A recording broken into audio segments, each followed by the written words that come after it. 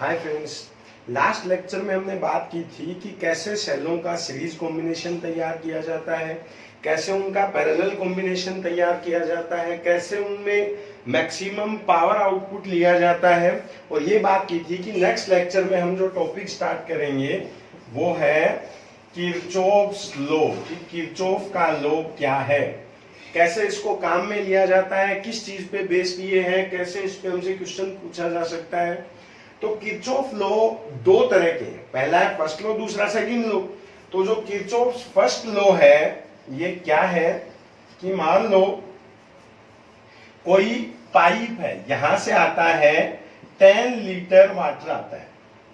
अब यहां अगर पाइप में ये दो तरह के फेस कट है, यहां से कोई बोलता है कि 3 लीटर वाटर आउटपुट है, तो यहां से वाटर आउटपुट कितना होगा। देखने वाली बात है कि अगर यहां से 10 लीटर इनपुट है, 3 लीटर का इधर आउटपुट है, तो इधर कितना होगा 7 लीटर है। ये वाटर के लिए हमने आउटपुट लिया है।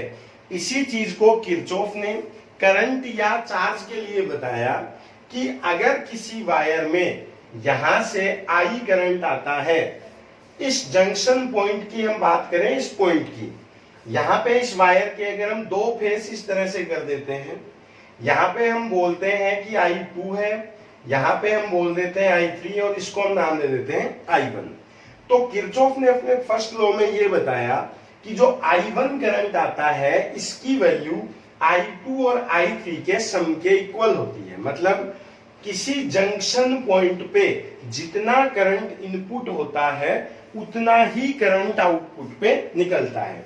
कि इस जंक्शन पॉइंट पे जितना करंट आ रहा है उतना ही पॉइंट जो I2 और I3 का करंट है, इन दोनों का सम इसके इक्वल होता है। इसको कैसे हम लिख सकते हैं, देखिए इसने अपने फर्स्ट लॉ में बताया, दिस इज फर्स्ट लॉ। ये फर्स्ट लॉ क्या है, number 1, at junction point input current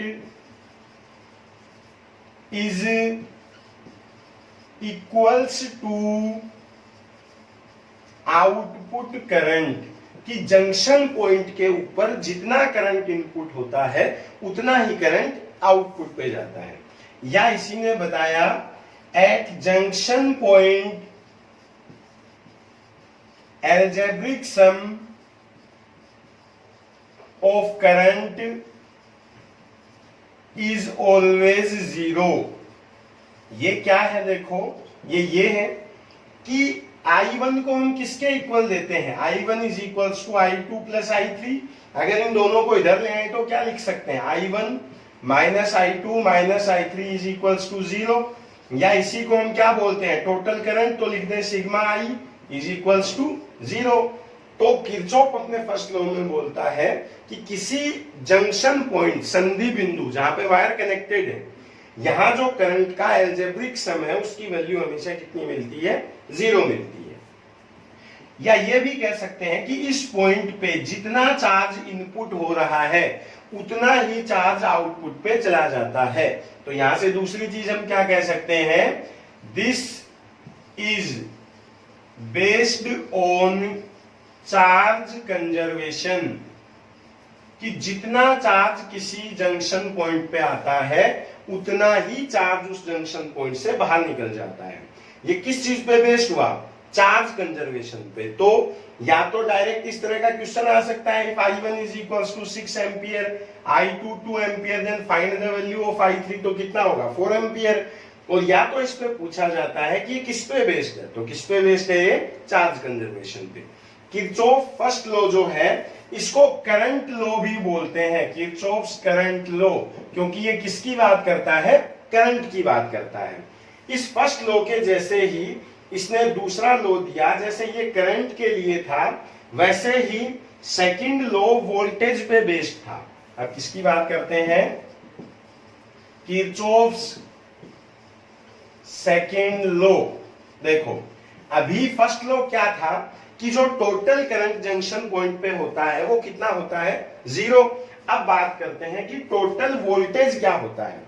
तो किरचॉफ सेकंड लॉ ये है, इन ए क्लोज लूप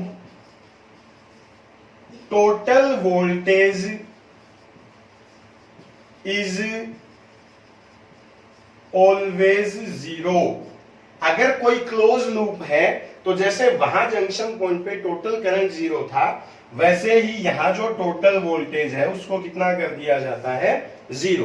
कैसे करते हैं, देखो वोल्टेज या तो किसी रेजिस्टेंस पे दे सकता है, मान लो ये कोई रेजिस्टेंस है R।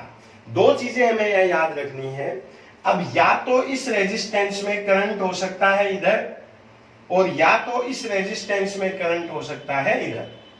अगर हम इसी डायरेक्शन में वोल्टेज लेते हैं, किसमें, इन डायरेक्शन ऑफ करंट, अगर वोल्टेज लिया जाए करंट के डायरेक्शन में, तब तो इसमें वोल्टेज यहां पे लेते हैं माइनस का IR। अगर वोल्टेज लिया जाए करंट के डायरेक्शन में तो किसमें लेंगे, माइनस का IR। अगर करंट इधर है और हम अपोजिट डायरेक्शन में है, in opposite direction of current, तो यहां लिया जाता है प्लस का IR। अगर किसी रेजिस्टेंस पे वोल्टेज लेना हो, करंट के डायरेक्शन में वो हो, तब तो उसको लेते हैं माइनस का IR, और अगर हो करंट के अपोजिट डायरेक्शन में तो इसको लेते हैं प्लस का IR। आगे चलते हैं, ये कोई सेल है, मान लो इसका EMF हमें गिवन है E। अगर ये EMF लिया जाए positive to negative, positive to negative, अगर हम EMF लेते हैं इस डायरेक्शन में, तब तो इसको लेते हैं माइनस E। EMF कैसा ले लेते हैं, नेगेटिव। और अगर लेते हैं -2 प्लस, अगर हमारा डायरेक्शन ये है तो इसको लेते हैं plus E। Kirchhoff second law apply हम तब कर पाएंगे, याद रखने की चीज जो है कि इसको कैसे, किस पे बेस्ड है, वो बात हम करेंगे आगे, लेकिन इसको समझते कैसे हैं, कैसे इसको किसी सर्किट पे अप्लाई करते हैं। तो वोल्टेज चार तरह से ले सकते हैं, दो रेजिस्टेंस पे और दो किसी सेल पे। अगर रेजिस्टेंस पे करंट के डायरेक्शन में लेते हैं तो V = -IR लेते हैं, और अगर करंट के अपोजिट डायरेक्शन में लेते हैं तो +IR लेते हैं। दूसरा, अगर किसी सेल पे EMF हमें लेना हो +2 तब तो E लेते हैं नेगेटिव, और अगर लेना हो नेगेटिव टू पॉजिटिव तो इसको लेते हैं +E। अब हम सीखते हैं कि इस सेकंड लॉ को किसी सर्किट पे अप्लाई किस तरह से करते हैं।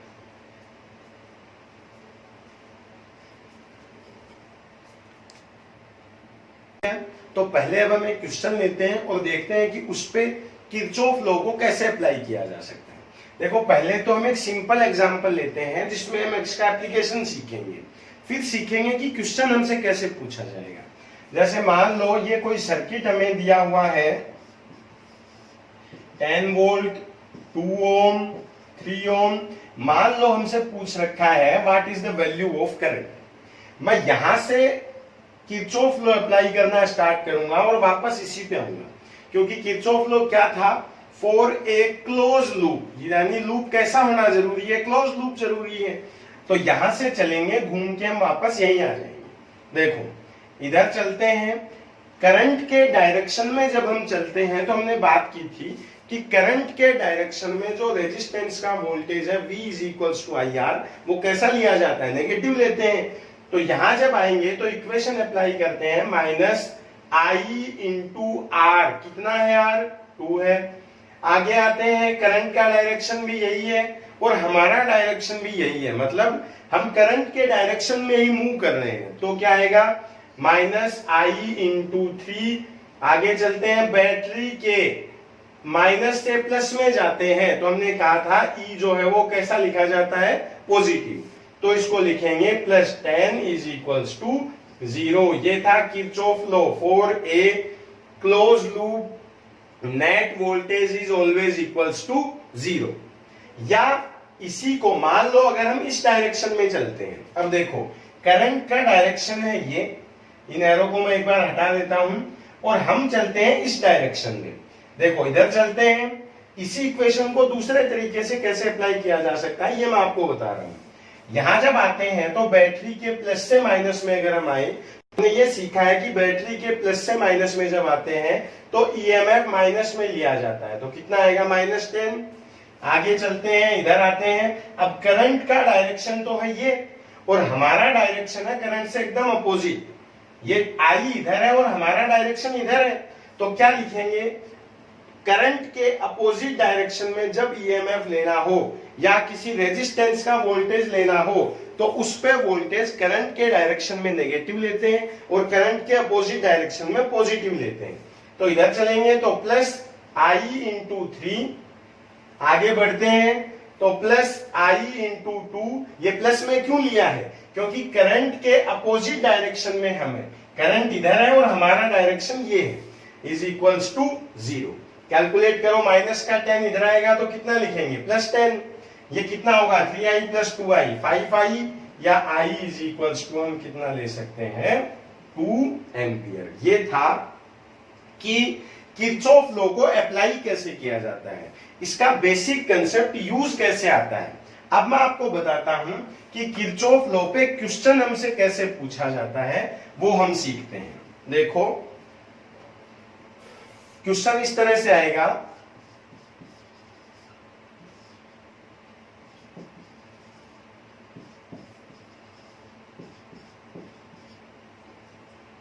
यहां है 2 ओम,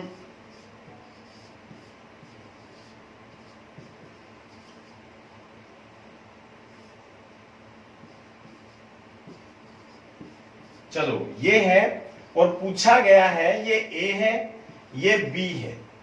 व्हाट इज दैट, मान लो रेजिस्टेंस O यहां पे लिख देते हैं और 2 पॉइंट लिख देते हैं, चलो यहां भी लेते हैं हम B। What is the potential difference between A and B। हमसे क्या पूछ रखा है, what is VA minus VB, ये कितना है। हमने अभी किरचॉफ लॉ सीखा है, फिर से मैं वो आपको तीनों बातें रिवाइज करवा देता हूं। किरचॉफ लॉ क्या है कि अगर करंट के डायरेक्शन में रेजिस्टेंस पे वोल्टेज लिया जाए, क्या, अगर करंट के डायरेक्शन में वोल्टेज लिया जाए तो किसका लेते हैं, माइनस IR, और अगर इसके अपोजिट डायरेक्शन में लिया जाए तो किसका लेते हैं, प्लस का IR। आगे अगर किसी सेल के लिए ईएमएफ लिया जाए, अगर प्लस से माइनस चलते हैं तो E नेगेटिव लेते हैं, उल्टे चलते हैं तो E पॉजिटिव लेते हैं। अब यहां इसको कैसे लिखेंगे, जिस पॉइंट से हम स्टार्ट करेंगे उसको सबसे पहले लिख देंगे। तो इनिशियल पॉइंट हम लिखेंगे VA। एक बार इस पॉइंट को मैं लिख देता हूं, चलो C। पहले मैं आपको VA माइनस VB निकालना सिखाऊंगा, फिर मैं आपको सिखाऊंगा VA माइनस VC। जिस पॉइंट से स्टार्ट करेंगे तो ये क्या है, VA है। आगे बढ़ते हैं, अब देखो सबसे पहले क्या है, बैटरी है। बैटरी के हम प्लस से माइनस में जा रहे हैं। जब बैटरी के प्लस से माइनस में जाते हैं, प्लस से माइनस में, तो E कैसा लेते हैं, नेगेटिव। तो VA माइनस 6 जिस पॉइंट पे पूछता है उससे स्टार्ट करेंगे और लिखते हुए लास्ट पॉइंट तक चले जाएंगे। VA माइनस 6, आगे बढ़ो।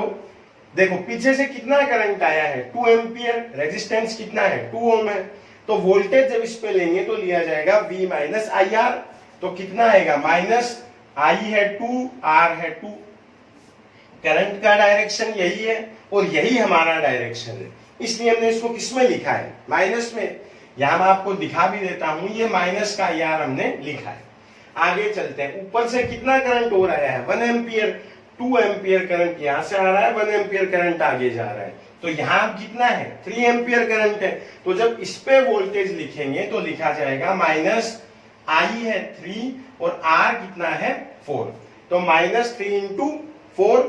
आगे चलते हैं, इसको थोड़ा साइड में मैं लिख देता हूं, आगे चलो। अब बैटरी के माइनस से प्लस में जाते हैं, याद होगा अगर बैटरी के प्लस से माइनस में जाए तब तो ईएमएफ लेते हैं माइनस, और अगर जाए माइनस से प्लस में तो इसको लेते हैं प्लस। तो जब इस बैटरी के माइनस से प्लस में जाएंगे तो ये कैसा लिखा जाएगा, +2।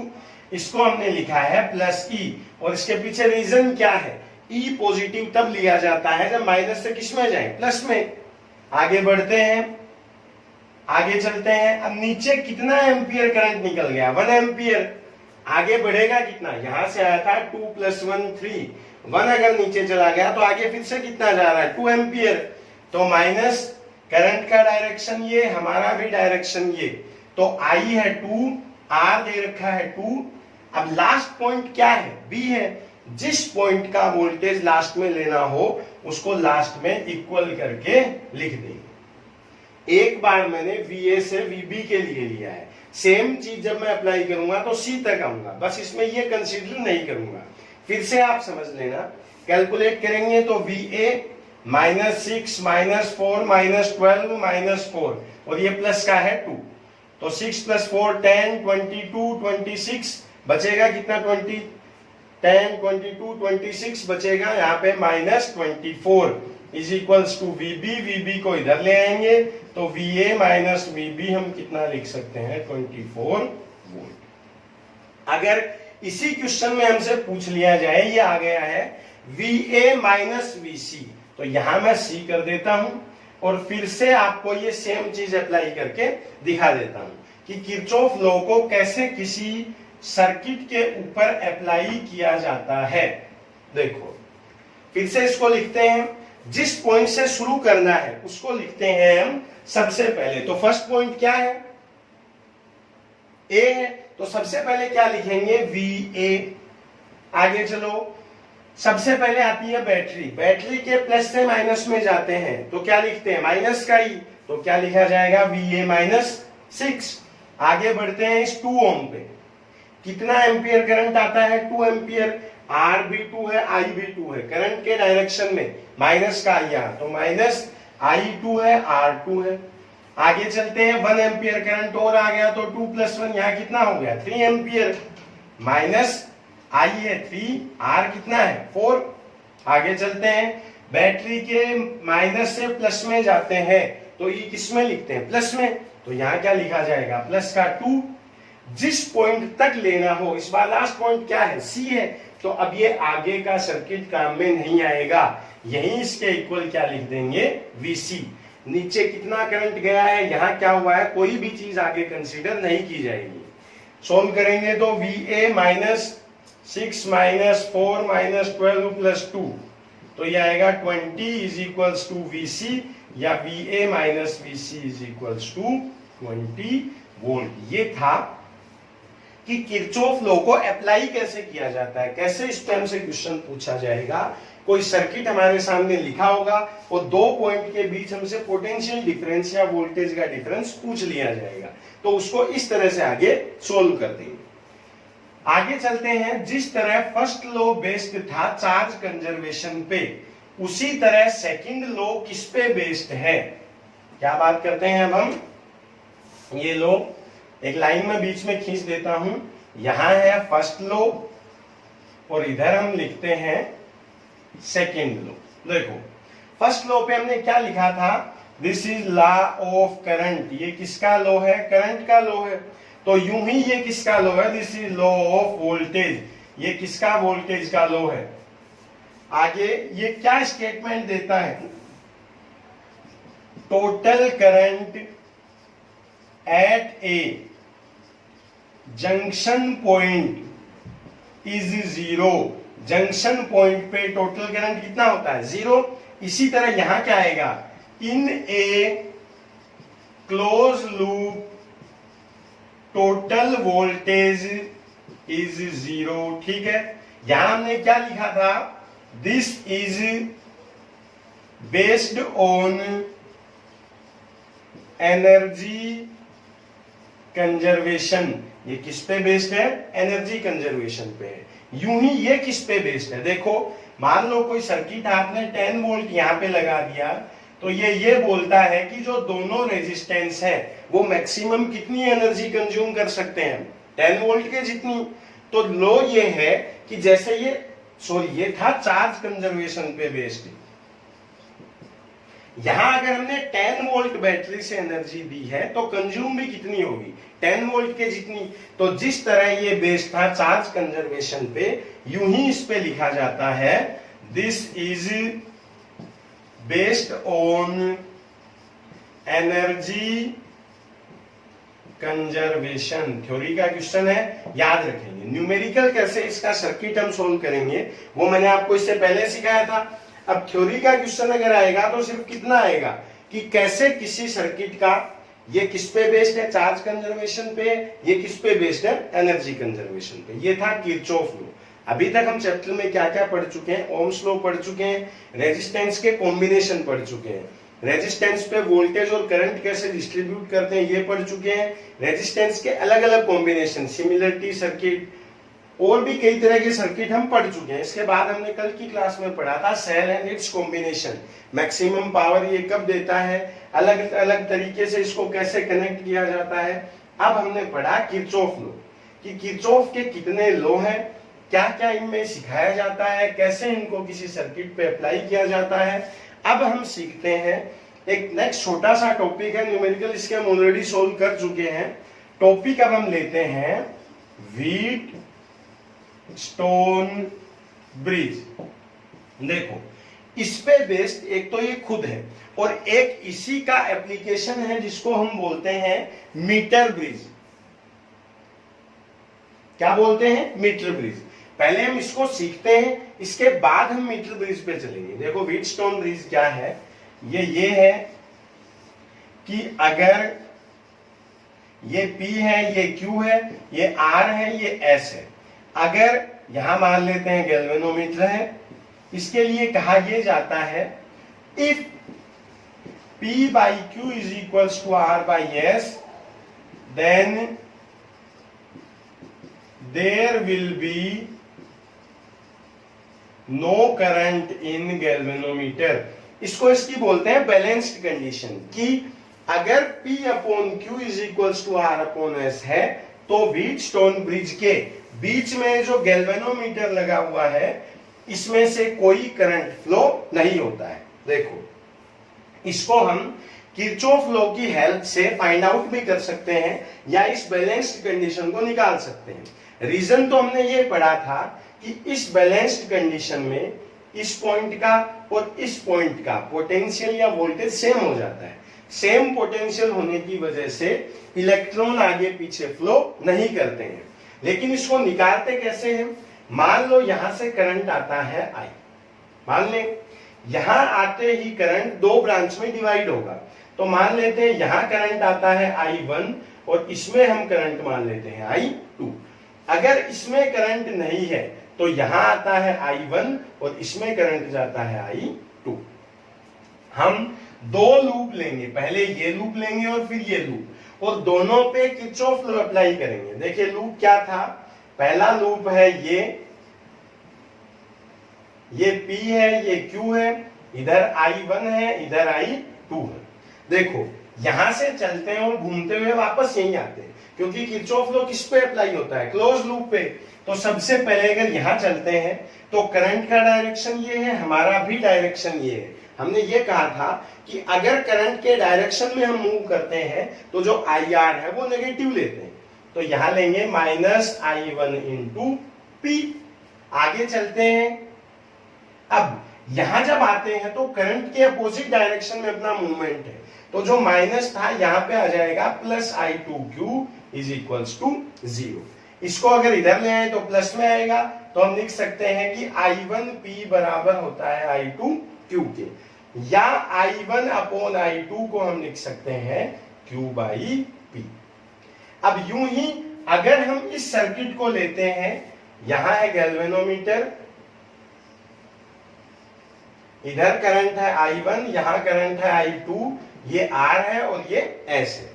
यहां से अप्लाई करना स्टार्ट करते हैं और घूम के फिर से यहीं आते हैं। तो पहले करंट के डायरेक्शन में जब आएंगे तो लिखा जाएगा -I1R। अब करंट के अपोजिट डायरेक्शन में है +I2S, यहां करंट है नहीं तो इसको क्या लिख सकते हैं 0। ये इधर आएगा तो पॉजिटिव, तो यहां से हम क्या लिख सकते हैं कि I1R बराबर है I2S के, या I1 अपॉन I2 को हम लिख सकते हैं S अपॉन R। देखो ये भी I1 अपॉन I2 है, ये भी I1 अपॉन I2 है।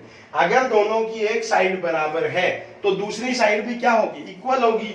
यहाँ क्या है? Q अपॉन P, यहाँ क्या है? S upon R।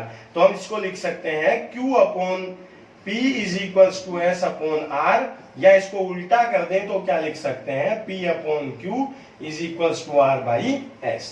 इस पे क्वेश्चन कैसे आते हैं, क्या क्या पूछे जाते हैं, अगर आप सीखना चाहते हो तो पिछले इससे एक लेक्चर पीछे हमने एक सर्किट का लेक्चर तैयार किया था जिसमें हमने ये कहा था कि रेजिस्टेंस के डिफरेंट कॉम्बिनेशन कैसे तैयार किए जाते हैं। उस पे इसमें मैंने आपको 5-6 तरह के क्वेश्चंस करवा दिए थे, तो यहाँ अलग से याद ये रख सकते हो, जो भी बीच में होता है उसको हटा देते हैं। ये अगर यहाँ से हट जाए तो ऊपर वाले दोनों सीरीज में आ जाते हैं, ये दोनों सीरीज में आ जाते हैं। इस कॉम्बिनेशन को इसके पैरेलल में लेके सोल्व करते हैं तो जो नेट रेजिस्टेंस है वो किसकी हेल्प से मिल जाता है, व्हीटस्टोन ब्रिज। अब हम सीखेंगे कि व्हीटस्टोन ब्रिज की हेल्प से कैसे दूसरा इंस्ट्रूमेंट बनाया जाता है, जिसका नाम मैंने अभी आपको बताया था, जिसको बोलते हैं metre bridge. What is metre bridge? एक ऐसा इंस्ट्रूमेंट जिसमें 1 मीटर का वायर है। कितने मीटर का है? 1 मीटर का, इसलिए उसका नाम क्या है, मीटर ब्रिज। तो अब हम समझते हैं मीटर ब्रिज को। ठीक है, तो अब हम स्टार्ट करते हैं मीटर ब्रिज। देखो, पहले मैं आपको इसका सर्किट अच्छे से समझा देता हूं। मीटर ब्रिज में ये एक वुडन ब्लॉक है, एक लकड़ी का एक बॉक्स हमारे को दिया हुआ होता है। इसमें यहां एक पॉइंट लेके और दूसरा पॉइंट यहां लेकर इसके बीच में एक वायर फिक्स कर दिया जाता है। ये wire behave like a resistance. ये वायर किसकी तरह बिहेव करता है, रेजिस्टेंस की तरह बिहेव करता है। देखो, अब अगर हम कॉपर वायर यहाँ पे काम में ले ले तो कॉपर क्या है, कंडक्टिंग मटेरियल है, मतलब ये करंट को आगे फ्लो करवाता है। कॉपर का रेजिस्टेंस क्या है, कम होता है। तो कॉपर को यहाँ हम रेजिस्टेंस की तरह काम में नहीं ले सकते, हमें ऐसा मटेरियल लेना होता है जिसका रेजिस्टेंस या जिसकी रेजिस्टिविटी हाई हो। तो यहाँ जो रेजिस्टेंस की तरह वायर काम में लिया जाता है, ये या तो बना होता है यूरेका का, या बना होता है मैग्नीन का, और या बना होता है कॉन्स्टेंटन का। ये तीनों मिक्स्ड एलॉय हैं। एलॉय किसको बोलते हैं? अगर मटेरियल अकेला हो तो उसको बोलते हैं मेटल, और अगर उस मेटल में दूसरे मेटल की प्रॉपर्टीज को मिक्स कर दिया जाए, अगर दो मेटल आपस में मिक्स हो जाते हैं तो उसको बोलते हैं मिक्स्ड एलॉय। इस मिक्स्ड एलॉय को किस किस का ले सकते हैं, यूरेका का, मैग्नीन का या कॉन्स्टेंटन का। और इनका ही क्यों लेते हैं, क्योंकि इनका रेजिस्टेंस या जो इसकी रेजिस्टिविटी है वो क्या होती है, हाई होती है। यहां ये वायर कितने मीटर का है, 1 मीटर वायर है, या इसको बोल सकते हैं 100 सेंटीमीटर। तो यहां लगी हुई होती है एक स्केल, 10, 20, 30, 40, 50, 60, 70, 80, 90 और ये 100। ऊपर यहाँ एक आयरन चिप लगी होती है, दूसरी आयरन चिप इसमें यहाँ लगी होती है, और एक आयरन चिप इसमें यहाँ लगी होती है। नीचे इसके सर्किट को कंप्लीट करने के लिए यहाँ हम बैटरी और एक स्विच को कनेक्ट कर देते हैं। अब आगे काम कैसे ये आता है, यहाँ इसमें एक नॉन रेजिस्टेंस लगा होता है जिसको यहाँ लिखते हैं RB से, या इसको लिख देते हैं रेजिस्टेंस बॉक्स से, या इसको हम क्या कह सकते हैं, अननोन रेजिस्टेंस। अब पहले तो मैं आपको ये समझाता हूं कि माइंड में सबसे पहले क्या चीज आएगी। जैसे मान लो कोई अपनी तरफ कोई सेव फेंकता है तो माइंड में क्या आएगा, सेव किस लिए दिया गया है, खाने के लिए। आम देता है तो आम क्या करने के लिए, खाने के लिए। चाकू है किस चीज के लिए, काटने के लिए। फोन देता है क्या करने के लिए, चलाने के लिए। फेसबुक, व्हाट्सएप, पबजी, कोई भी चीज आपके माइंड में जो आपको अच्छी लगती है वो करने के लिए। अब किसी ने आते ही आपकी तरफ फेंक दिया मीटर ब्रिज। माइंड में फर्स्ट क्वेश्चन जो स्ट्राइक करता है वो ये कि आखिर इस मीटर ब्रिज का काम क्या है। ठीक है, चलो अपनी तरफ किसी ने मीटर ब्रिज नहीं फेंका, अपनी तरफ कोई वायर फेंक दिया। घर पे कई बार कटे हुए तार होते हैं, किसी ने आते ही वायर हमें फेंक के दिया कि इसका कितना ओम रेजिस्टेंस है। हम ये पढ़ते हैं कि रेजिस्टेंस किसी वायर में होता है, हर वायर का कुछ रेजिस्टेंस होता है। तो ये पूछा गया कि कितना ओम इसका रेजिस्टेंस है। उसके लिए जो डिवाइस काम में आती है, जैसे वायर जो हमें मिलेगा उसको हम कनेक्ट करेंगे यहां इन दोनों टर्मिनल के बीच। इसको लिखते हैं एस या अननोन रेजिस्टेंस, मीटर ब्रिज के हेल्प से हम किसी अननोन रेजिस्टेंस की वैल्यू निकाल सकते हैं। ये आर बी है या नोन रेजिस्टेंस है, यहां अननोन रेजिस्टेंस है। इस बीच के पॉइंट से यहां एक गैल्वेनोमीटर लगा होता है और यहां लगी होती है जो कि, या इसको हम बोल सकते हैं स्लाइडिंग की। स्लाइडिंग की का मतलब ये है, इसको आप आगे पीछे मूवमेंट करवा सकते हैं। अब देखो, एक रेजिस्टेंस यहां है, दूसरा यहां है। मैं आपको पैरेलल साइड में एक व्हीटस्टोन ब्रिज बना के दिखा देता हूं, जिसका रूल क्या था कि if P by Q is equals to R by S, then there is no current in galvanometer। अब जैसे ही इस वायर को आप यहां टच करवाते हो तो एक रेजिस्टेंस यहां है, दूसरा यहां है, इस पॉइंट के इधर, तीसरा यहां है और चौथा यहां है। मान लो जैसे ही आप इसको यहां टच करवाते हो, गैल्वेनोमीटर में नीडल डिफ्लेक्शन देता है, मतलब गैल्वेनोमीटर में करंट अभी आ रहा है। ये क्या है? इसको बोलते हैं गैल्वेनोमीटर। ये चेक करता है कि वायर में करंट है या नहीं है। अब जैसे ही आप इसको यहां टच करवाते हैं, मान लो उसमें एक डिफ्लेक्शन आता है, तो हम समझ सकते हैं कि उस टाइम पे गैल्वेनोमीटर में करंट है। अब एक काम करते हैं, इसको थोड़ा इधर लगाते हैं, यहां लगाते हैं, यहां लगाते हैं। इसको बार बार स्लाइड करवा के इसकी पोजीशन बदल के हम एक ऐसा पॉइंट निकाल लेते हैं जहां गैल्वेनोमीटर में डिफ्लेक्शन क्या हो जाता है, जीरो। या हम कह सकते हैं गैल्वेनोमीटर में करंट कितना हो जाता है, जीरो।